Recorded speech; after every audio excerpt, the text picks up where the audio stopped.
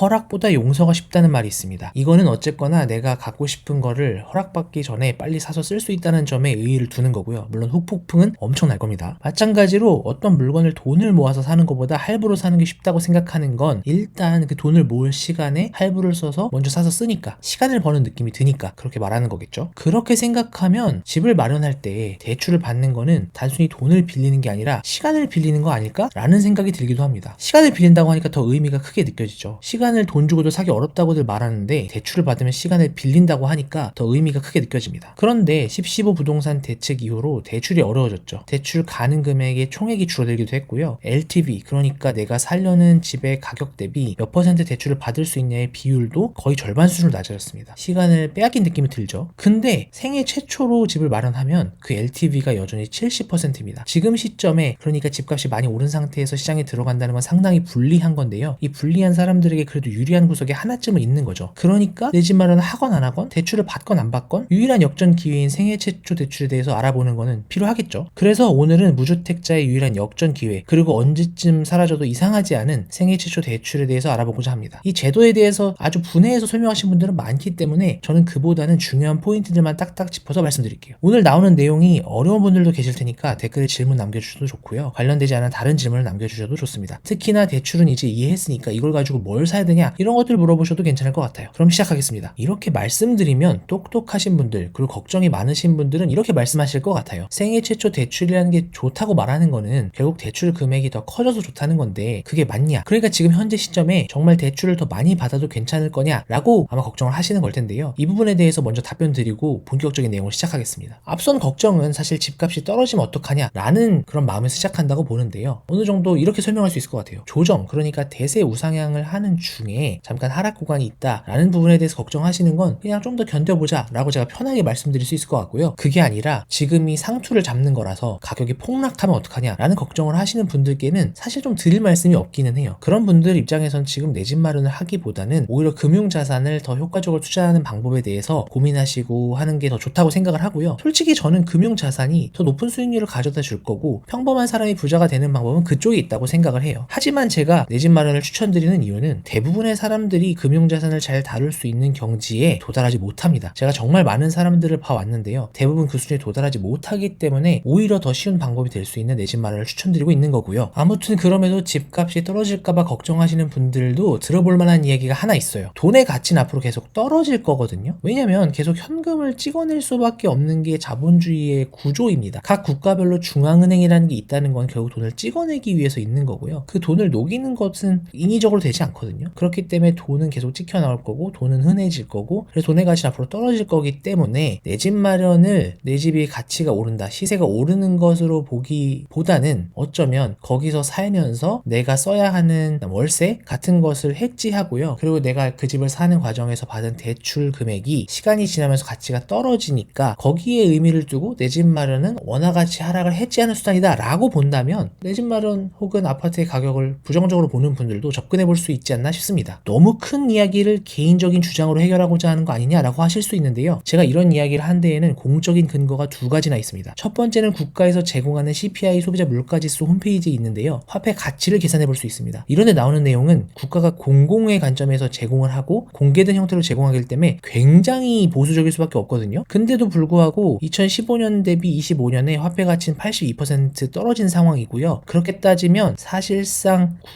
9.82억짜리를 뭔가 가지고 있으면 그게 12억이 되는 효과를 누릴 수 있는 그런 상황이라고 판단할 수 있겠습니다. 또한 국가는 국채라는 걸 발행합니다. 국채는 뭐냐면 내가 당장 국정에 필요한 돈을 확충하고요. 채권을 발행해서 돈을 꾸는 겁니다. 그리고 그 꾼 돈을 30년 뒤에 갚겠다는 이야기입니다. 왜 30년 뒤에 갚을까요? 30년 뒤에 현금 가치가 오르면 그렇게 할까요? 아니죠. 30년 뒤에 현금 가치가 떨어질 것이라고 예상하기 때문에 당장 필요한데 돈을 쓰고 그 가치가 떨어진 돈을 30년 뒤에 갚겠다는 관점인 거거든요. 그렇게 생각을 하면 지금 제가 말씀드린 현금 가치 하락에 베팅을 하는, 그리고 당장 필요한 거를 취득하는 이런 방식의 투자는 국가가 하고 있다는 거죠. 국가가 하고 있는 걸 내가 할 수 있는 굉장히 쉬운 방법, 그게 바로 내 집 마련 시에 큰 돈을 대출하는 거다라고 생각을 하면요. 결국에 국채 이꼴 내 집이 되는 거예요. 내 집이 담보인 걸로 대출을 받는 거니까. 그런 관점으로 접근해 본다면 내 집의 시세가 크게 오르지 않더라도요. 분명히 이건 이득이 되는 행위거든요. 이런 관점으로 생각해 보면 대출을 더 많이 받을 수 있다는 건 분명히 나한테 유리한 점이 있는 겁니다. 이렇게 이해를 하면 조금 더 마음이 와닿으시죠? 불안감도 좀 가실 거고요. 자, 그럼 본론으로 돌아가서 생애 최초 대출이 정확히 어떤 것인지 개념적으로 파악해 보겠습니다. 생애 최초 대출이라는 워딩 하나로 말을 하고 있지만 사실상 4개의 종류가 있고요. 디딤돌 대출, 보금자리론, 신생아 특례 대출, 그리고 은행권에서 그냥 받는 생애 최초 대출이 있습니다. 근데 오늘 우리는 생애 최초 대출이 역전의 기회인 이유를 대출을 많이 받을 수 있다는 것에 방점을 두었잖아요. 그러니까 나머지는 보실 필요가 없습니다. 왜냐면 나머지 대출은 주택 가격에 제한이 있거나 그리고 비슷한 조건인 신생아 특례 대출도 대출 가능한 금액이 서울 수도권을 기준으로는 은행권보다 더 적기 때문에 오늘 은행권 생애 최초만 보면 될 것 같아요. 그리고 이 대출을 최대로 활용하려면 얼마짜리 집을 사야 하냐도 고민이 되실 텐데요. 제가 편하게 그냥 외우시게 해드릴게요. 8.5억짜리를 사시면 됩니다. 8.5억짜리를 사면요, 생애 최초가 아닌 분들, 그들은 LTV가 40%니까 3.4억만 대출을 받을 수 있는데 우리는 70%를 기준으로 5.95억, 그러니까 거의 풀로 받을 수가 있죠. 그러니까 이 가격대의 단지를 보시는 게 더 효과적이다 라고 할 수 있습니다. 지금 계속 말씀드리지만 아파트의 시세가 오르는 것보다는 어쨌건 아파트를 통해서 큰 돈을 빌리고 화폐 가치가 하락하는 것에 베팅해서 차익을 상대적으로 얻는다 라는 관점으로 보면 결국에는 8.5억이 그런 아파트가 뭐냐가 중요한 게 아니라 그 가격대 아파트를 사야 대출을 최대한 받을 수 있다, 이 점에 집중하자는 이야기로 보시면 되고요. 그럼 이렇게 대출을 받을 때 주의할 점은 없을까? 여러 가지 고민이 있으실 텐데요. 개념적으로 또 설명을 드려볼게요. 일단 LTV라는 걸 계산하는 기준이 좀 중요합니다. LTV라는 건 기본적으로 내가 살려는 주택의 금액 대비 대출 가능한 금액이 얼마인지, 그 비율이 이제 LTV 70%면은 70%로 맞춰야 됩니다 라는 이야기인데요. 여기서 기준이 되는 주택 금액이 내가 거래하는 금액이 아니고요, KB 부동산 시세라는 걸 기준으로 합니다. 이걸 보시는 방법은 KB 부동산 시세라고 검색하시고 로그인 하신 다음에 내가 살려는 집을 클릭하면 왼쪽처럼 가격표가 나와요. 그래서 이 가격을 기준으로 대출을 받을 수가 있는데요. 지금 화면에 보시는 것처럼 얘 호가는 8억 5천만 원이거든요. 그러니까 우리가 딱 원하는 금액이죠. 그러니까 8억 5천만 원이니까 5.9억 대출이 나올 거니까 현금이 얼마 필요하겠다라고 생각하실 텐데 실제로 대출을 받으려면은 주택 금액이 8.15억을 기준으로 하기 때문에 생각한 것보다 대출이 좀 덜 나올 거고, 그렇기 때문에 현금을 좀 더 준비해야 된다. 요거를 인지를 하고 계셔야 됩니다. 되게 중요한 개념이겠죠. 그 다음에 DSR이라는 것도 계산을 하셔야 됩니다. DSR이라는 거는 모든 대출의 연간 원리금 상환액. 그러니까 내가 가진 대출이